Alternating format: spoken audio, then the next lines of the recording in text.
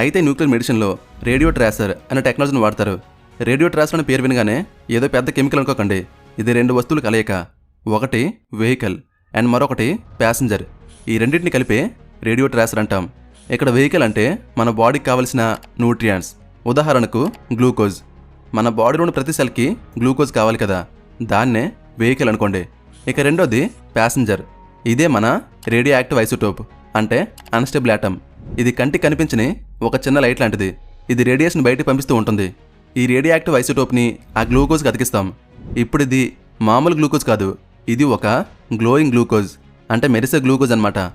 ఇప్పుడు ఈ గ్లూకోజ్ని పేషెంట్కి ఒక ఇంజెక్షన్ ద్వారా ఇస్తాం. అది రక్తం ద్వారా ట్రావెల్ చేసి బాడీ మొత్తం తిరిగేస్తుంది. అంటే తల నుండి కాళ్ళ వరకు మొత్తం తిరిగేస్తుంది. కానీ మన బాడీలోని సెల్స్కి తెలియదు ఇది రేడియో యాక్టివ్ అని. అవేమనుకుంటాయంటే, ఆహా నాకు ఇష్టమైన గ్లూకోజ్ వచ్చింది అని ఫీల్ అవుతాయి.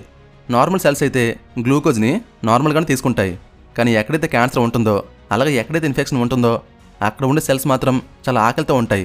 అందుకే అవి గ్లూకోజ్ రాగానే మిగతా సెల్స్తో కంపేర్ చేసుకుంటే ఇవి ఎక్కువ గ్లూకోజ్ని తీసుకుంటాయి. ఇక్కడ ఉన్న గ్లూకోజ్ నార్మల్ గ్లూకోజ్ కాదు, అది రేడియో యాక్టివ్ గ్లూకోజ్. సో అవి రేడియేషన్ రిలీజ్ చేస్తూ నేను ఇక్కడ ఉన్నాను అని హింట్ ఇస్తూ ఉంటాయి. సో బయట ఉండే పెట్ స్కానింగ్ కెమెరాస్ ఆ రేడియేషన్ డిటెక్ట్ చేసి ఆ గ్లూకోజ్ ఎక్కడైతే ఎక్కువగా ఉంటుందో చూపిస్తాయి.